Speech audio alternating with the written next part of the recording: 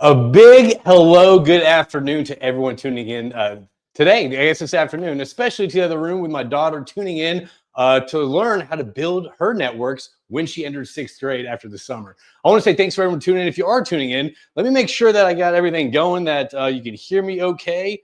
If so, just chime in the comment section. Let me know where you're tuning in from. And yeah, okay. And I want to say again, the whole point of this is to help you build your networks and your connections at networking events. Right now, in this current environment, it's so crucial to build your network. So let's dive into that a little bit. What we're going to go over today, I'm going to keep this real brief for y'all and really just kind of stay on the high level, impactful things that you can use and take with you, not just at your next networking event, but also whenever you communicate, like strike up conversations in the aisle, such as HEB, which I do, which really my family enjoys. But the whole point is to how to have better conversations that move beyond transactional. So today we're going to be going over why it's so important for you to actually start building your networks right now, how it should not be kind of something you leave on the back burner. It should be something you should probably start incorporating to your daily work checklist. Am I building my networks effectively? How am I doing this? And why I should be building my networks. The second thing we're getting into is how to actually stand out at networking events, how to actually approach people in a different manner. The third thing we're gonna do is moving past transactional conversations, which everyone is kind of tired of, and you can sniff it out a mile away. And we're gonna get into transactional versus relationship interactions here shortly. We're gonna go over some tricks, some things to avoid, and then we're gonna wrap it up with, I think, something that's probably one of the most crucial pieces of tools in your toolkit to utilize, which is, hey, developing your elevator pitch. All right. And it's a fun exercise, and we don't realize when we need an elevator pitch, but we're going to dive in on where we need some. All right. Let's see where people, we got some comments coming in, which I dig. Let's see. We got Ian tuning in. Yep, we can hear you okay. Good deal. Ronnie Care, what's going on? Hey, I'm looking forward to this too. All right. Valentina tuning in from H-Town. That's what I'm talking about. And Radhika, H-Town as well. Love that. All right. Well, thanks for tuning in. Again, if you want to learn more about this, connect with me after. We do have some sales seminars, which this is from. So let's dive into kind of the whys. And I'm going to be trying to, in reality, I had a whole presentation and I haven't uploaded. However, I think that if I'm going to get lost in the presentation, it's going to get boring. So this can be a real kind of live, off the cuff conversation that we're going to address all these simple things for you to do to have better networks. So again, let's start with the why. All right. Why is it so important for you to have your networks right now? So based on, I mean, not just throughout, I even think out there, if you are listening, where'd you find your current job? Where'd you find the best restaurant to go to? Where do you find the best, nannies or daycare or something like that? That's through your networks. Your networks are so crucial right now, especially in this day and age. Yeah. So, hey, will there be a recording or notes afterwards? There will be a recording. You can find us on Energy Crew Podcast. It's going to be over the YouTube channel. I'll link to all that stuff on how to find this after, so you can actually review it and share it with others. So right now in the current industry, I don't know what industry you're in, but in the oil and gas industry right now, in the energy industry, and actually a lot of industries too, is being affected by a lot of workforce reductions right now. A lot of people being let go. But what that means is, historically, your resume mattered a lot more than it does today, okay? Your technical knowledge does get you in the door. However, 85% of career success is attributed to soft skills. It's attributed to how you influence people. It's attributed to how you connect with people. That's what we're gonna be going over right now. With all the workforce reductions, how do you actually stand out? How do you actually set yourself up to be more competitive than other people out there? That really is through your networks. You see a lot of jobs go online. There's like 300 applicants apply to the single job overnight. How do you stand out against those 299 applicants? The way is through your networks. You need to know someone to get in the door. And this is actually how you start. I always say that networking is like a garden. A lot of people think like, okay, once I get let go, or once I need my network, then I'm gonna start building it. But it's like a garden. You don't start planting your garden when you're starving, when you're famished, when you need the food. You do it when you have the time, the energy, and effort. So I encourage you, start wherever, start whenever, but start building it today. And one simple trick for you out there to start building your network today: connect with past college buddies that you went to college with. Go down the hallway, connect with people inside your office, inside your building. Connect with other colleagues that you met. Just kind of start those conversations again. Ask for a cup of coffee just to catch up, just to see what's going on. It's okay. You don't have to have an agenda other than just to catch up, find out what other people are doing. All right. And this is exactly this. I think this hits the nail on the head. It's not what you know, but it's who you know. I think there's a period in everyone's career, and I think Scott Witt with American Cement, and we're talking about this. I think there comes to a point when in your career, you start applying for jobs. It's your skills, it's your grades, it's your experience. That's what matters, right? That's what sets you apart from every other well. So where'd you do your internships at? Where'd you do this at? That's on the where is it? That's on the what you know chart, right? However, after a couple of years in your career, it does matter on who you know more versus what you know. Because at the end of the day, technical skills, you're learned, you're trained, you graduate with them, but it's your soft skills, it's your ability to connect with people that really allow you to stand out. All right. So again, I've seen connections be made throughout that actually benefit people's career nonstop. So we're going to get into kind of why. Again, we're talking about why networks matter more than ever. Again, think about that. With 300 applicants overnight applying for the same job, your networks are going to matter. All right. I've seen that. So part of what I do, number one, I bring people together to have knowledge sharing conversations, and I just see the connections that happen there. Then oftentimes opportunities happens after the events. And the other side, I see kind of networks like, hey, do you know this person here? Do you know this person? I just need someone to talk to. So again, having your networks in place is key. So now let's get into this.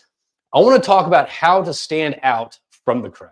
First off, network events are historically uncomfortable for a lot of people. No one likes walking into a room full of hundreds of people that you're supposed to connect with, walk away with, and at the end of the day, if you do a lot of connecting, you walk away with a stack of cards, right? What happens with the stack of cards? It goes on your desk, usually collects dust, not a lot of movement is done. So yes, it was good you get into that event, but let's make that event meaningful and intentionful for you actually to get some value out of it, right? So let's talk about how to actually walk in the room with more intention, all right? With more, value-driven experience for all of us, right? So a lot of times you approach a room, what's the two questions that we ask, right? I call these conversation killers, right? It's what? How are you? And what do you do?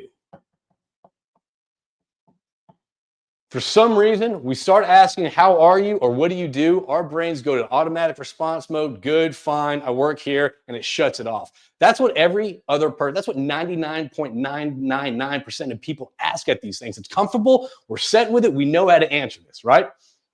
All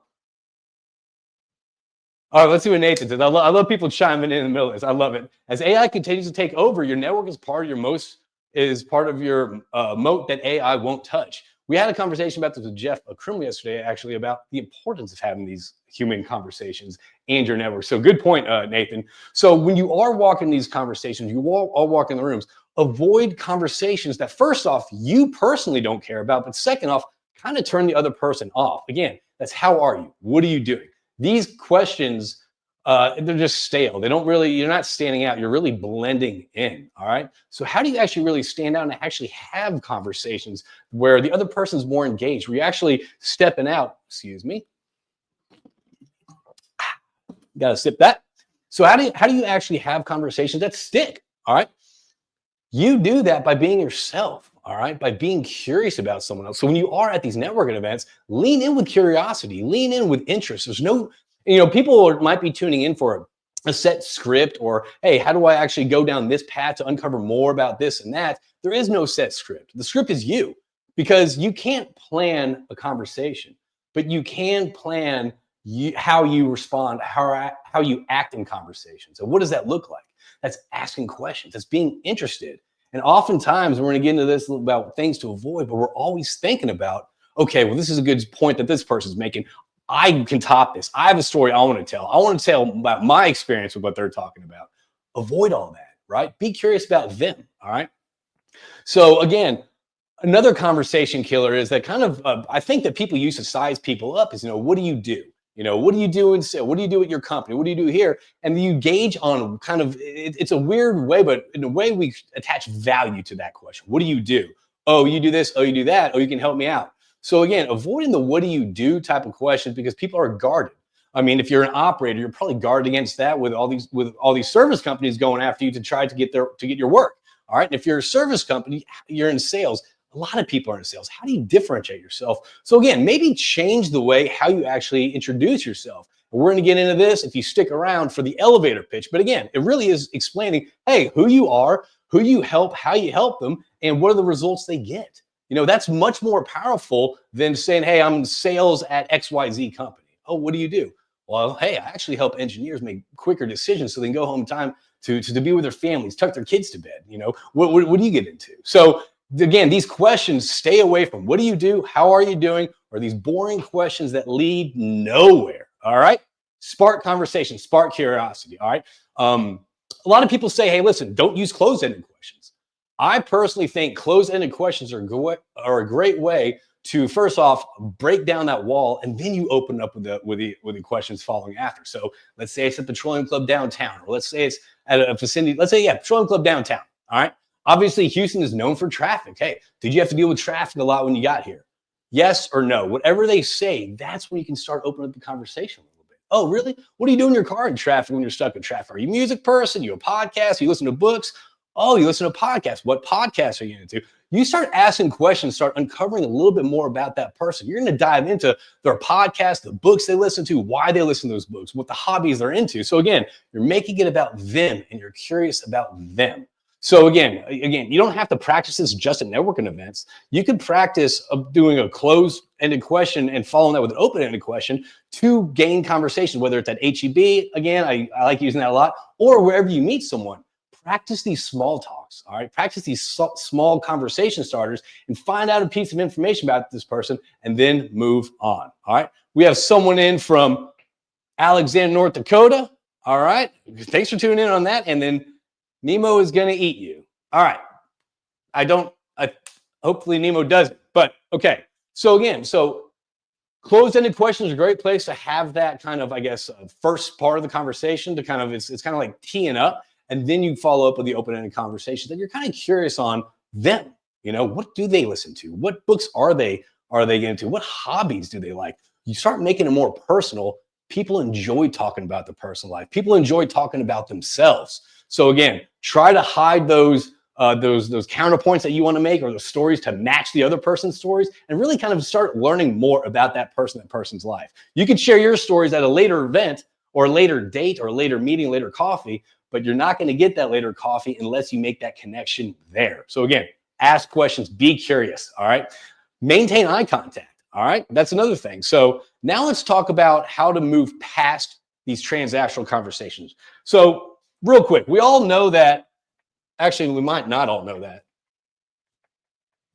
Oftentimes, we go to default mode whenever we are at networking events. We move into the transactional, all right?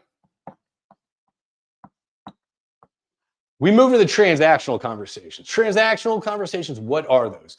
Well, those are the ones that really don't connect. Those are very surface level. Those are very, pretty much, again, what do you do? Who do you work for? Those are the transactional conversations, because a lot of times what follows up with that is, okay, well, how can this person help me right now? Or can they buy from me right now? Or I need a job from them at that company right now. That is a turnoff. Nobody likes listening to that. No one likes being hit up for work, to sell something, to buy something, anything right off the cuff. So again, how do we move past the transactional, which is what can you do for me right now, to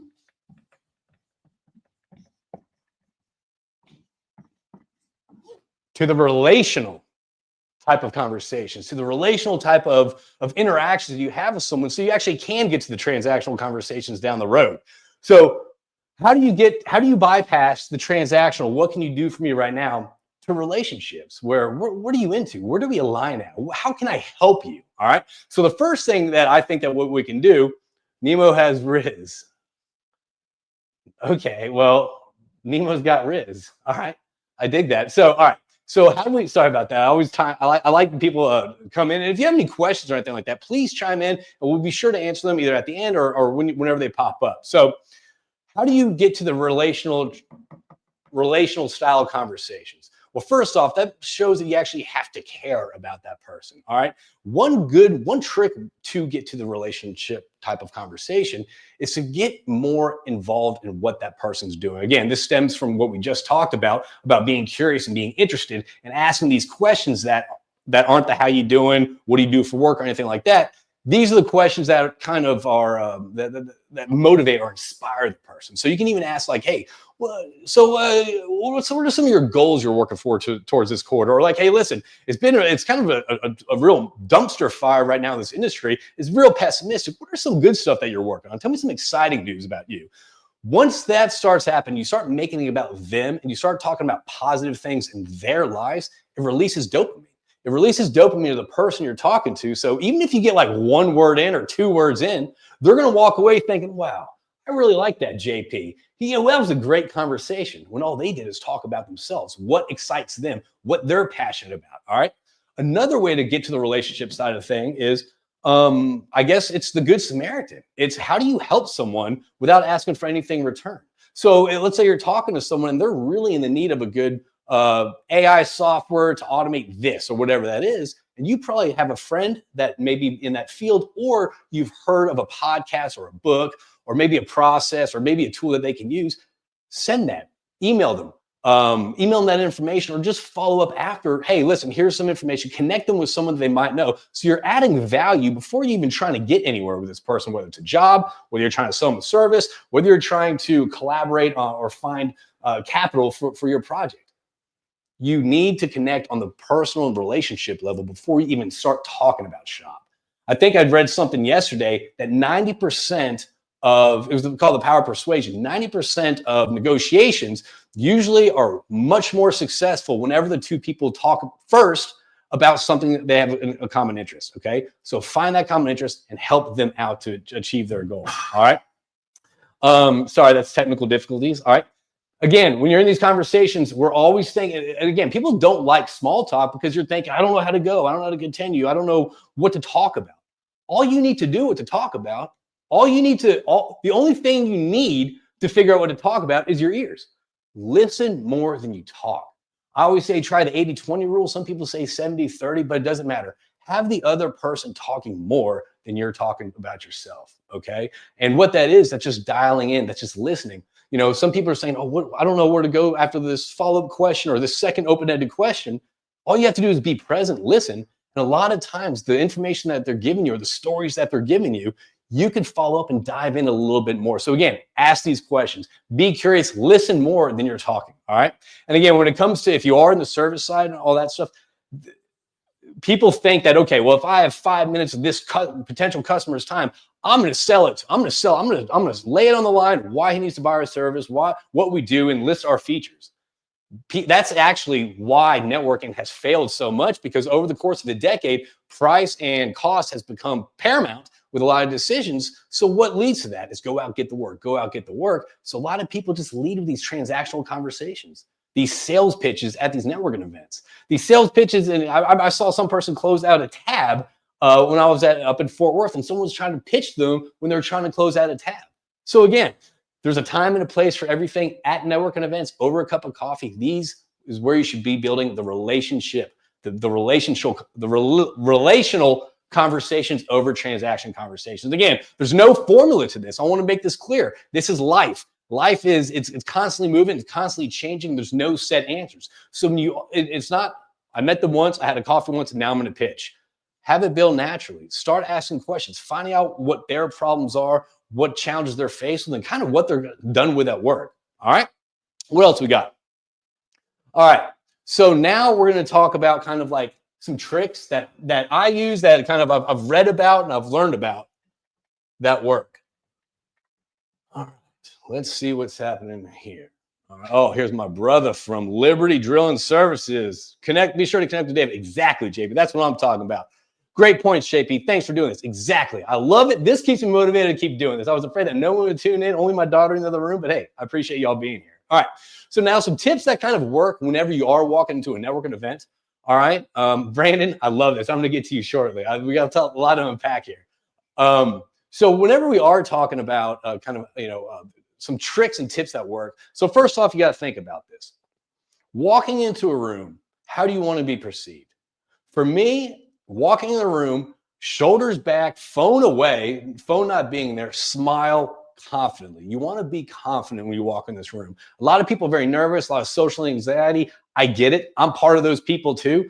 But people People portray you on how you project yourself. Okay. So again, be confident when you walk in a room. All right. When you walk up and you are start engaging with someone, smile, make eye contact, put that phone away. It's so easy. How easy it is. We're kind of sitting there. It's quiet, awkward pause. We pull out our phone.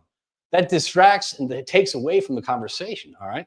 Again, a great opener is literally call the elephant out. Right. So let's say you do. So there's 3 ways to go to networking event. First off, the first way, you tag up with a buddy and you go. Y'all just talk to each other the entire time.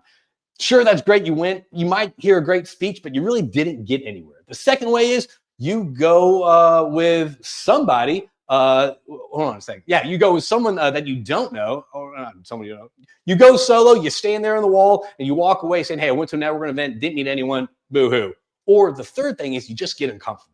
Right? You approach these crowds, you approach these circles, you approach the individuals that are kind of standing off by themselves. Just introduce yourself. Hey, this is my first time at the event. What are you doing here? Like, have you been to an event like this before? What did you get out of it? Tell me about your previous experience at this event. Hey, I told myself I'd meet 3 interesting people today. I'm down to 2. I need to meet 1 more. Hi, how are you? I'm JP. So again, being obvious, addressing the elephant in the room, saying, hey, listen, these events are really awkward. I'd love to just kind of tag up and just say hello to you and just start having the conversation there. Again, start asking, is this your first event? What other events do you go to you find valuable? Start talking about that and then just kind of peel off on the personal side of things. All right. Again, another thing that you can do is at these networking events, address in the room. A lot of times, whenever I've noticed this before in my previous career, whenever you do kind of get tied up with someone, you kind of stay with them for the entire event of the entire length duration of the event. It is okay to cut off conversations to follow up later. And honestly, have an out. Have an out. Say, hey, listen, this is a great conversation. I've been meaning to catch up with this person over here. I'd love to exchange information and follow this conversation up later. Right? So again, connecting, it's not about collecting cards. It's about having impactful conversations. So have these conversations with people. Actually ask these questions that you're very curious about, that you're very inspired about, and just kind of learn about them and go from there. Again, follow up with them after. That's another key thing to do about this. A lot of people don't follow up. Again, they'll walk home with a stack of cards that'll collect dust on their desk. So when you do follow up with someone, don't send a generic, hey, nice meeting you at the IEDC lunch. It was great. Let's stay connected. Boring. That doesn't get hit anywhere. That does not equate to any inbox equity on your stake. So when you are having these conversations with someone, follow up with something you talked about, whether it's AI, automation, SIMOps. You know what I'm talking about, Brandon. All right. So yeah, again, you're there to list. Again, I host these other events where we bring in, operators and service companies. A lot of times service companies, they're chomp at the bit to say what they do. They chomp at the bit to talk about their company and the features of their company, what they do. And that just shuts people down. People don't like being sold to. It's fascinating to me that, as humans, we know why we buy. Why do I buy an iPhone over a Samsung Android? I bought an iPhone so I can take pictures of my toddler daughter who was running around. I didn't buy it because the CPU process and the microchip, the camera graphics, or anything like that. So understanding people's why is so crucial. All right. So again, don't clutter it up with a pitch, please. All right. So common mistakes to avoid when you are networking with someone, again, talking. All right. Don't talk too much. A lot of people, again, we like talking about ourselves. It releases dopamine. It makes us feel comfortable. We don't have to follow the story along really well, but I can always bring it back to myself. Stop talking about yourself so much and start talking about the other person. You talk about the other person, you ask them questions about themselves, what makes them excited. Again, it releases dopamine. They think, I like this person, and they're probably most likely to meet up with you after for a cup of coffee or a follow-up. All right. So again, don't talk about yourself. And also not being clear in kind of what you do or who you help or what you really do. Don't be vague. All right. Be clear and concise. All right. Again, another thing that is a common thing is following up too long. So it might be 6 months after you met someone. Oh, hey, JP, it's been 6 months. I thought I'd follow up with you from our conversation, before Christmas. Like, you're going to forget it. So keep it fresh. All right. Follow up in a timely manner. All right. And then the last thing, I had something else, another tip when it comes to kind of things to avoid. Again, your phone. Do not have your phone out. Again, that's such a simple, easy thing to do. But don't have your phone out. Be interested. Be curious. All right. Let's go back to the comments real quick. All right. Brandon, I love this. You have to remember. I love this. You have to remember why you bought the lemonade at the little girl stand in the neighborhood. Nothing is more important than being genuine, you being you. You weren't thirsty. you weren't thirsty when you bought the lemonade. You felt compelled to help a genuine person. That couldn't be true. And chances are it's probably pretty bad lemonade. But again, they're connecting with you because you're right. I love it. Brandon's got so connect with Brandon. He's doing great things. I love that dude. All right. What does Chris say? Listen more than talking. That's why we have 2 ears and 1 mouth. I think gone are the days where, people are asking, do you know a good salesperson to fill this role? We're trying to hire people. Do you know someone that could do this? And they need to have the gift of gab. They need to be a people person. That has changed. What Chris is saying is spot on the nose. The most effective salespeople, the most effective managers, the most effective leaders in industry are the ones that listen more than they talk. You get more information. I remember when I first started the roundtable operator roundtables, I would get exhausted. I would get drained because I felt like I had to talk. I felt like I had to keep the atmosphere going, to keep the room filled with noise. Once I stopped talking so much and started asking questions, first off, my battery was recharged. Second off, I learned a lot more this day and age than I did before. And third off, it's just a lot more fun. I don't walk in with so much anxiety. I can go enjoy it because I like asking questions. So again, listen more than we speak. David, agree, love it. Check out Liberty Directional. Check out the team over there. Solid group of dudes. Ronnie, be a problem solver. Hey, listen, if anyone's curious about actually how to have better conversations, avoid obstacles, the low-cost conversations, kind of get out of the sales rut to do exactly that, be a problem solver. We are having a confidence and connection on the Sales Edge seminar in Houston on June 19th and in Midland on July 7th. It's a 3-hour course, and this is a great way to get some skill sets to separate you from the crowd, all the noise. All right. So again, we'd love to have you. There's limited space. Reach out to me if you do want to learn more about this Confidence Connection, the Sales Edge seminar. This is our second go around, only new and improved. It's going to be a great conversation. A lot of great feedback from the people that went before.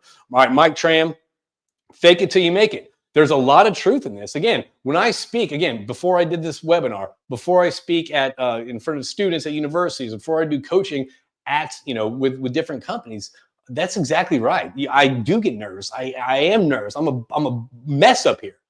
Practice. I project confidence, and then it just glides out. Is what I project. That's what I'm going to portray. So yes, fake it till you make it. There's truth in that. Damon, thanks for bringing that up. Everyone assumes it's easy and comes natural. It doesn't. Thank you for saying that. Again, people think soft skills, oh, this person's born with it. They got it. They got the gift. It's not. It's a skill set. It's a lot like playing golf, riding a bike, or anything. A skill set could be what? It could be learned. It could be practice. And it could be mastered. Right? I'll review tapes of previous public speaking engagements from when I first had it to recently, and the improvement is dramatic. The filler words are slower, my pace, my tempo, a lot more better, a lot more clear, a lot more concise. So again, skill sets, soft skills is a skill set. That's something you learn, practice, and master, and that's 85% of your career success. That's insane. So again, start practicing. All right. Listening makes you memorable. It really does. How many times we walk away from a networking event, you're like, that person wouldn't shut up, or that person, all they did was talk about themselves or what they're doing, and you don't want to connect to that person again. They're an energy vampire, right? So again, listening will separate you apart. Great idea with addressing the elephant in the room, helping open the conversation in a casual approach. I think that's it. I think there's a lot of power in being vulnerable. There's a lot of power saying, hey, listen, I'm uncomfortable connecting with people. Do you mind having a conversation so I'm not standing here by myself? People will most likely obviously help out, obviously connect and want to chat with you. So again, be yourself, be vulnerable, and be curious, be interested. Now let's get into, let's see what Shad Fraser says. Best salesman is normally those who build relationships around solving the customer's problems, not selling them a product. Amen to that, Shad. Who wants to be sold to? Even if you need a car, you walk in the car dealership, who wants to be approached by a car salesperson? Nobody, even when you know who you want it. So again, it's so interesting how though, as us as professionals, we know how we respond as humans in our own personal lives. But once we step in the professional role, that all goes out the window. And we're thinking, oh, wow, this person, they really want me to pitch to them. Oh, they love to hear about our features. This guy really wants to hear about our record runs. No, Be curious, ask them questions, what they're working on, what's goals. Give me something exciting happening in this industry, in this world today. A lot of bad news out there. I want to hear something good. Be playful, right? Be charismatic. Have your pitch and tone checked. All right, we're about to get into elevator pitches because I think this is we're going to wrap it up here. We've been talking about 30 minutes. And again, this is a segment from our Confidence Connection Sales Edge seminar. If you are curious about this, also do exclusive private training too. So again, this is a segment from our sales seminar. We're going to go over kind of elevator pitch on why it's so important and the 4 parts of it. So again, this is one of those things, just like soft skills, just like presentation skills, just like networking. People think, okay, well, I'm going to handle that whenever I need it. All right, I'm going to learn that skill set whenever I kind of get to that situation. I need to go down the road and have a network or have presentation skills or public speaking skills. It's a skill set. You're not going to go take one lesson in golf and go out there 3 months later and expect to play well, right? It's a constant thing you have to practice. So one of the things that I encourage people to do, whether it's public speaking or elevator presentations, is set up a camera and film yourself. Film yourself. Are you fidgeting too much? Are you making, no eye contact? Are you rolling this? Are you not being clear? Are you listing your resume and not your value? All right, there's a difference between that. Your resume is pretty much your LinkedIn page, but your value is what makes you unique, what makes you different, what makes you valuable to that organization. So, okay, so real quick, we're going to dive into this real briefly. And again, you want to learn more about kind of these conversations, connecting better with your target audience, navigating obstacles, just having better conversations, getting out of that sales rut. Check out the seminar. But there's 4 parts. That is an N.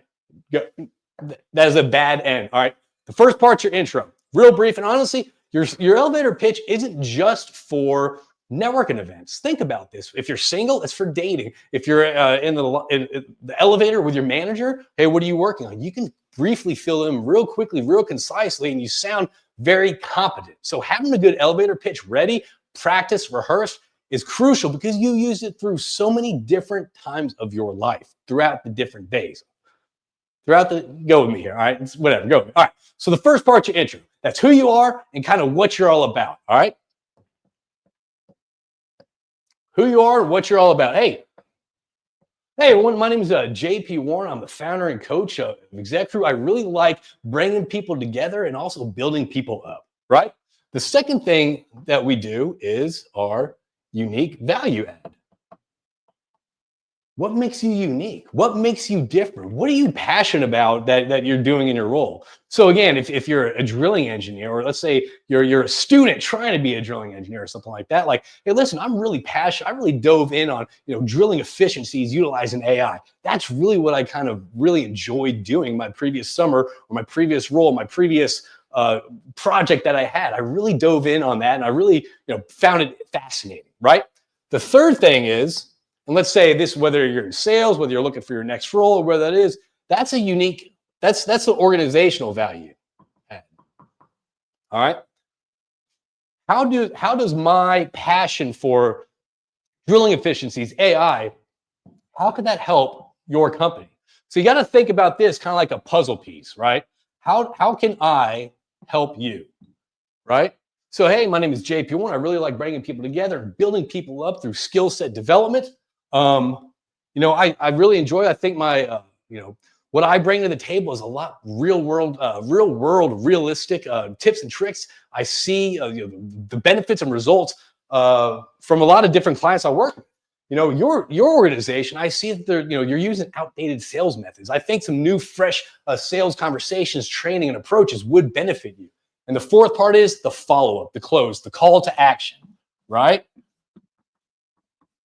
Hey, really enjoyed this conversation. I think this is something we could probably discuss later. Let's meet up at a later date so to continue this conversation. Or hey, if that interests you, let's follow up next Tuesday. So again, you got to think about your elevator pitch. And when you deliver it, it's 4 parts. And the best part about 4 parts, if you get interrupted on one part, you know where to jump back in. So you don't have to start fresh, start over.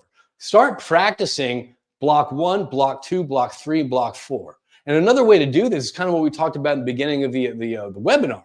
Who are you? Who do you help? How do you help them? And why do you help them? Like, what's the benefit to them? So who are you? Who do you help? Why do you help them? And what's the benefit? Again, practice this in your car, practice this, film yourself. And in reality, that's kind of it. So again, thank you for tuning in, everyone. If you have any questions or any feedback or thoughts, please chime in. You can also find this on the Energy Crew podcast. We'll be releasing this. And again, if you do want to dive in more about, again, getting out of the sales rut that people constantly find themselves in, navigate obstacles in conversations with your customers. And again, this isn't just for salespeople. This is for founders. This is for managers, new managers that want to influence a little bit more and connect with them with your team a little bit more. So I want to thank everyone out there for tuning in.